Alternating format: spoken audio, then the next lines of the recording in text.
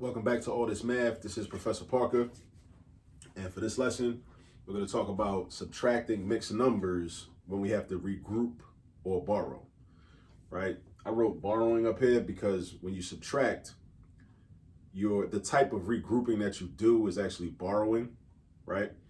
But you can also regroup when you're doing addition as well. So regrouping is kind of like a general term, but when you're doing addition, we call it carrying.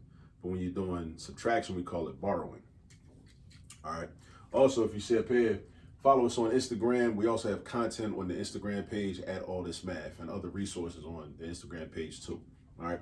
And if you're not already subscribed to the YouTube channel where you're seeing this video right now, go ahead and subscribe to the YouTube channel. Turn on the post notifications so you'll get alerted whenever I put out more content that you can benefit from. All right. So first thing, let's look at this example we got up here. This says 9 1/6 minus 5 1/2. Actually, before I get into that, I do want to mention or give a shout out to the late Shirley Chisholm. Shirley Chisholm had a birthday on November the 30th. She's an ancestor. She was the first black person to run for president back in 1972. First black person and first woman to run for president back in 1972. So shout out to Shirley Chisholm. All right. And if you're not that familiar with Shirley Chisholm, please, I encourage you to go do more independent research on Shirley Chisholm. All right. All right. So now 9 1/6 minus 5 1/2. First thing I want to do before I get into the mechanics and everything of how to actually do this problem is I want you to think about how to recognize when you're going to have to borrow, right? The way I know that I'm going to have to borrow is I look at the fractions. I see 1/6 and I see 1/2. Now, when I compare those fractions in my mind, since they have the same numerator, I ask myself, which piece is bigger? Is a 1/6 bigger than a 1/2, or is a 1/2 bigger than a 1/6? So let's just think about that for a minute, right? Like I said, before we even get into the actual technical math aspect, let's just think conceptually. Which fraction is bigger? Let's think about pizza, right? So imagine a pizza is cut into 6 slices, right? So you get a large pizza from wherever, your favorite pizza spot. You cut it into 6 equal slices. Make sure they're equal, right? Imagine how big one of those slices would be. Let's say you got another pizza, same size pizza from the same pizza spot that you like. Let's say you cut that into 2 slices, 2 big slices, meaning 2 big halves. Ask yourself, which piece would be bigger? The 1/2 from the one pizza that you cut into 2 big slices, or the 1/6 from the other pizza, the first pizza that you cut into 6 different slices? Of course, the 1/2 is going to be bigger. So that's how you know that 1/2 is bigger than 1/6. So if I'm trying to subtract a bigger fraction or a bigger amount from a smaller amount, using this method, we can't do that, right? You can subtract 1/6 minus 1/2. You would get a negative value doing it the traditional way. But when we're subtracting mixed numbers, we can't do that, all right? With mixed numbers, we're not going to do that because this fraction is part of a larger quantity. This fraction is part of a larger quantity. So we can't do we can't take a bigger fraction from a smaller fraction when we're dealing with mixed numbers. So that's the first thing I want you to think about. I want you to think about the fact that I know I'm going to need to borrow. And how do I know I'm going to need to borrow? Because this second fraction is bigger than the first fraction. And there are different ways to compare fractions and figure out which fraction is bigger than the other. I should have some videos on this channel about how to compare fractions because there's 4 main ways. I know I've taught my students, my education majors at Cheney, how to compare fractions. I know I've done that. But if I don't have a video about how to compare fractions to tell which one is bigger or smaller, I should create one. I will be creating one pretty soon. All right, so check back for that. Now, 9 1/6 minus 5 1/2. Now, what I like to do, now let's get into it. Let's actually start to actually solve the problem and answer the question. I would like to write this vertically. So this is written horizontally, like the x-axis. I want to write it vertically, like the y-axis from algebra. All right, so I'm going to put 9 1/6 right here. We'll put a minus sign, then I'm going to put 5 1/2 right here. All right, so I'm going to subtract those. Now, I already said this fraction is bigger than this fraction, so we can't do it the traditional way. We're going to need to borrow eventually. But before we even get into that, before we can borrow anything, we need a LCD. We need common denominators. This denominator is a 6. This denominator is a 2. That's a problem.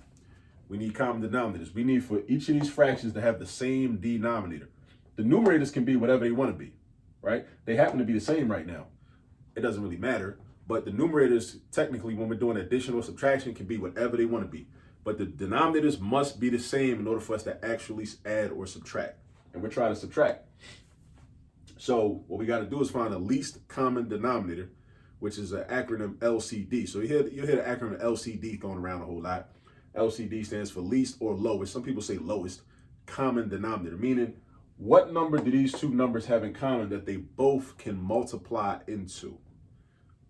What number can 2 multiply into and also 6 at the same time multiply into? And what's the smallest number that they both can multiply into?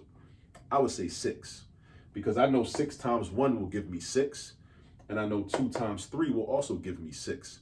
That means 6 is our LCD, or our lowest common denominator, 6. So watch what I do. I'm gonna rewrite this. I'm gonna keep the 9. The 9 doesn't change, right?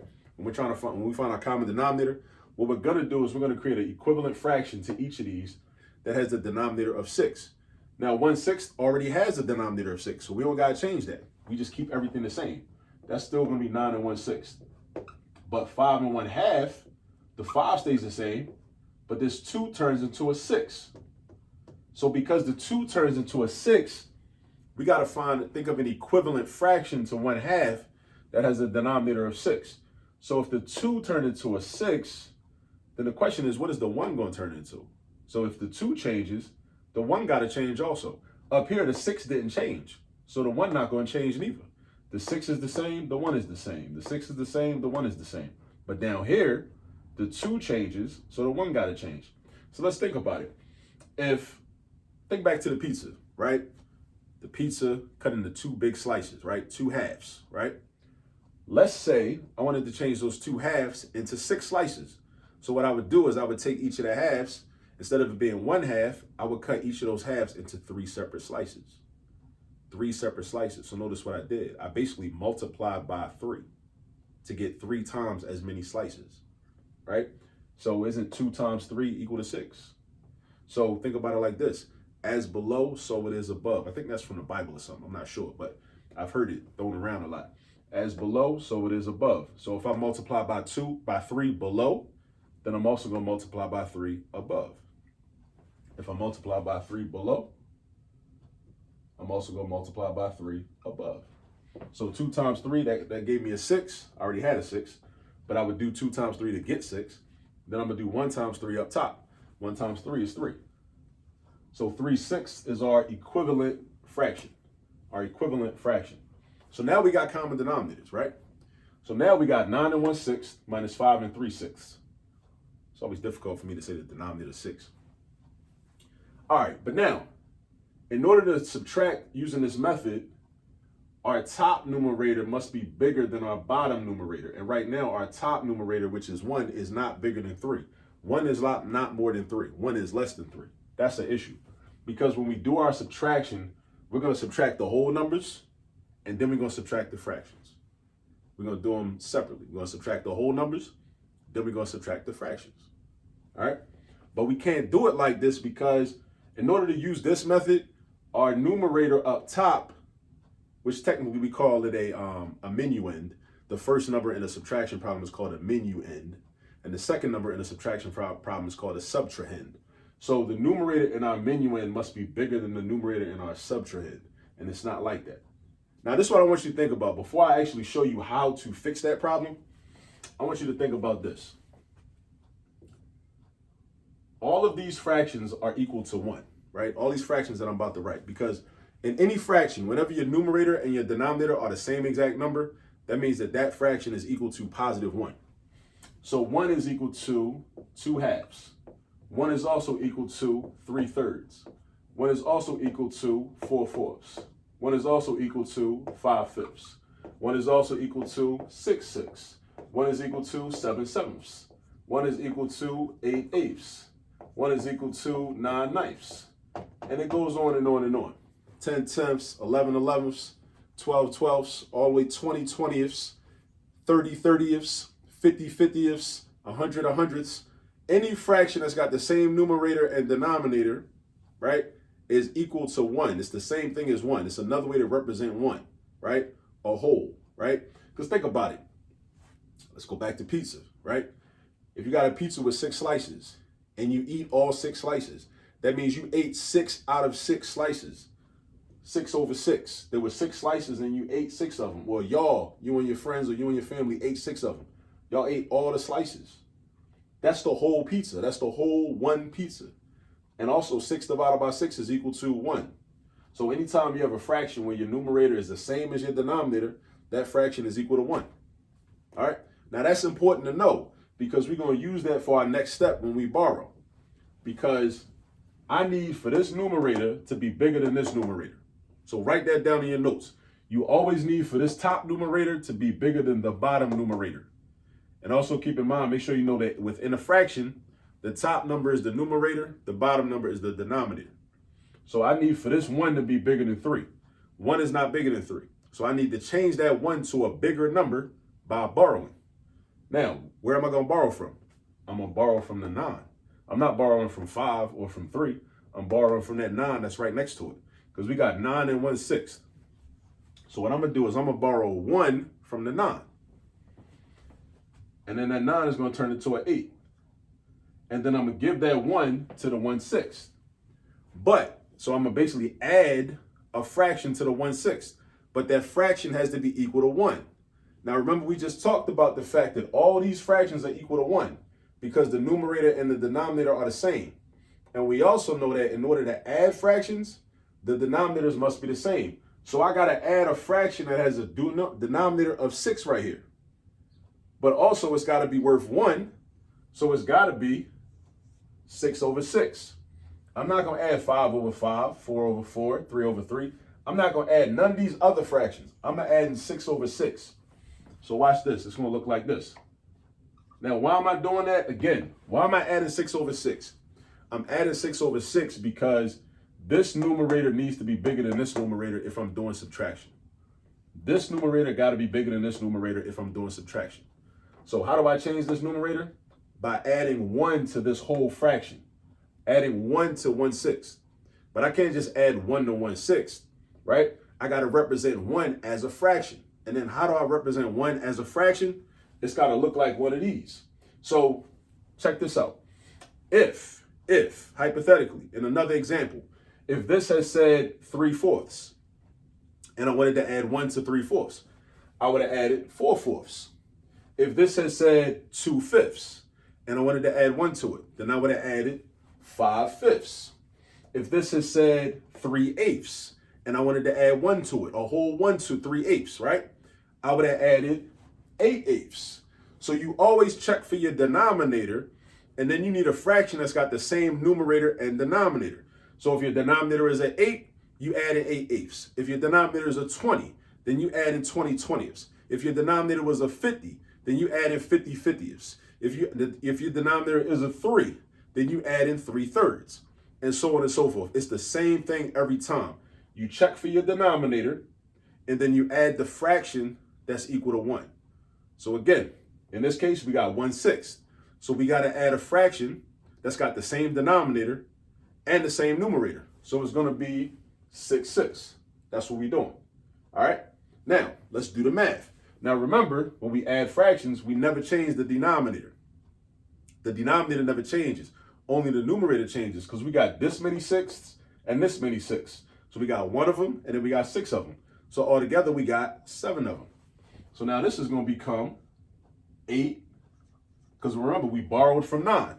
We borrowed from 9 and gave it to the fraction, right? We gave 1 to the fraction, and we represent 1 as a fraction, 6 out of 6.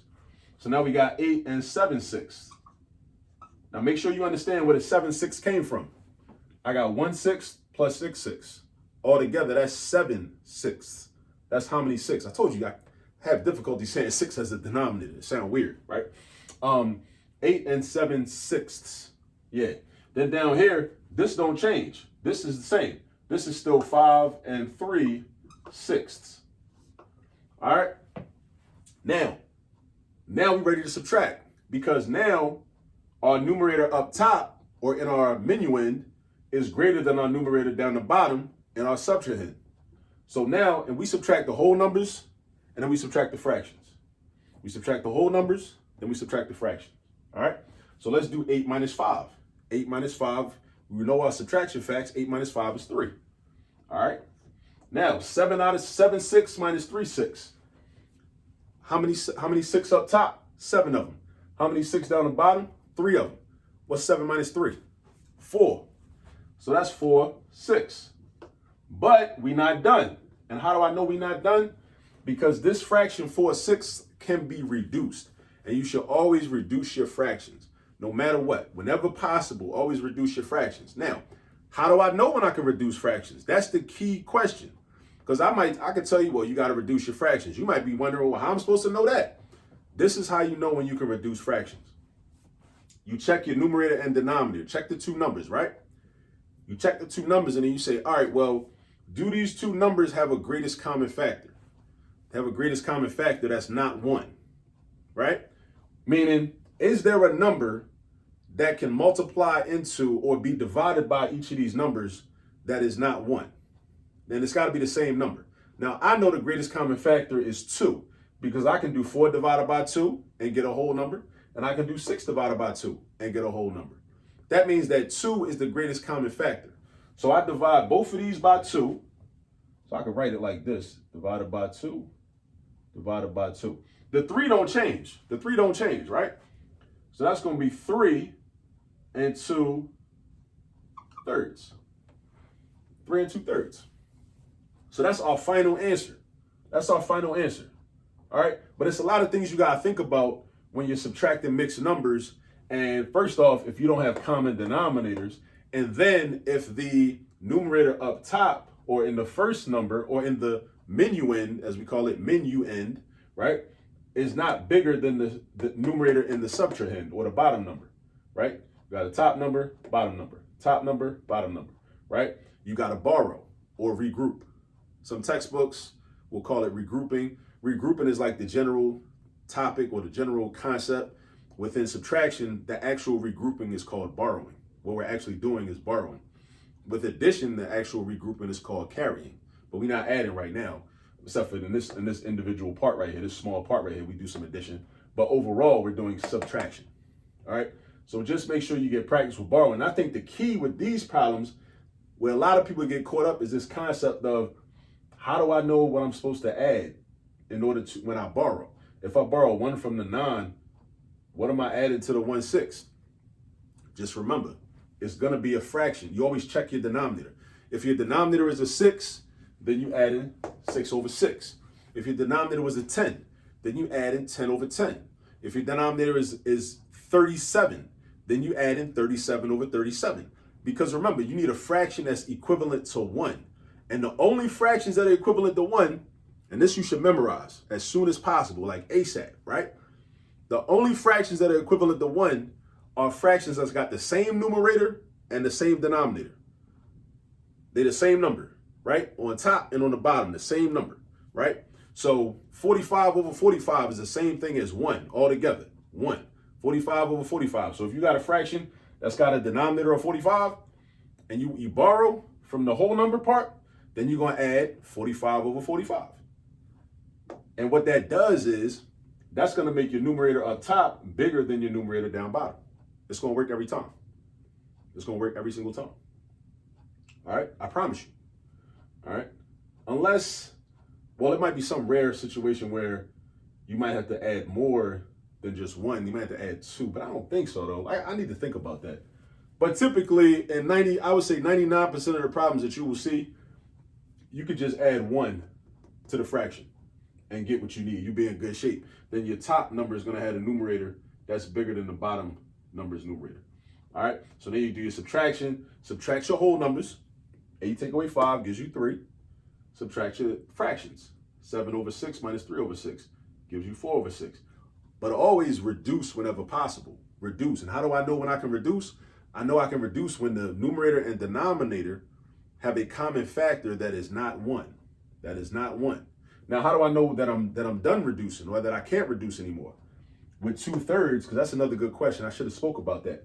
With 2/3, the common factor between 2 and 3 is 1. because the only number that I can divide 2 by and also 3 by and get a whole number is 1. 2 divided by 1 gives me 2. 3 divided by 1 gives me 3. But if I do that, nothing changes. It's still 2/3. So that's why I can't reduce it no more. I can't reduce the numbers, meaning reduce means to make smaller or make the value of the numbers smaller. So this went from a 4 to a 2. 2 is less than 4, that's reduced. This went from a 6 to a 3. 3 is less than 6, that's reduced. Also, as a fraction, if you got like, you know, like a pizza, let's see, I keep talking about pizza, right? A pizza with 6 slices and 4 slices were eaten, we could also think of that as 2/3 of the pizza being eaten. And notice how if we drew a picture of a pizza and it was 4 out of 6, then we drew another picture of another pizza and it was 2 out of 3. Notice how the number of pieces in the picture gets reduced also, right? So that's also, so always think about 2 for your own benefit. Like, why do we call it that? Like, why do we call it reducing? Like, why do we use that word? Reduce means to make smaller. So the number of pieces in the fraction gets smaller. Also, the numbers in the actual fraction get smaller. So the 4 becomes a 2 and the 6 becomes a 3. All right. So use this video as a reference guide. Hopefully this was helpful. Rewind it, run it back if you need to. But go get some practice, right? Because you I think I gave a thorough explanation. This is like a 21-minute video already. I try to go through and be very detailed in terms of all of the steps in a problem like this. But the way you're really gonna understand it and become proficient and master this skill is you gotta go get practice. So you might have to go do like 10 problems minimum, right? Until you get comfortable and until you're able to just like run through these problems and you memorize all the steps and you develop what's called a mathematical muscle memory, right? Just like you know how to walk just from because you've been walking. You don't think about how to walk. You just get up and walk, right? Once you practice this enough, you'll be able to do it just the way you walk, the same kind of way. You won't even think about it. You'll be like, oh, okay, I see this, then I got to do this, then I got to do this. But you gotta do a lot of practice problems to get to that point. It's not gonna happen right away, all right?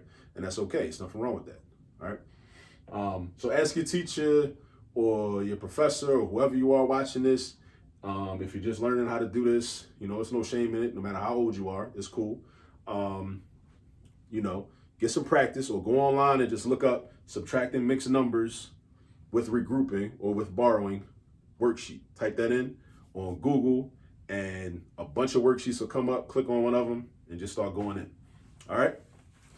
So you go get some practice and I'll catch up with you on the next video. All right. Peace.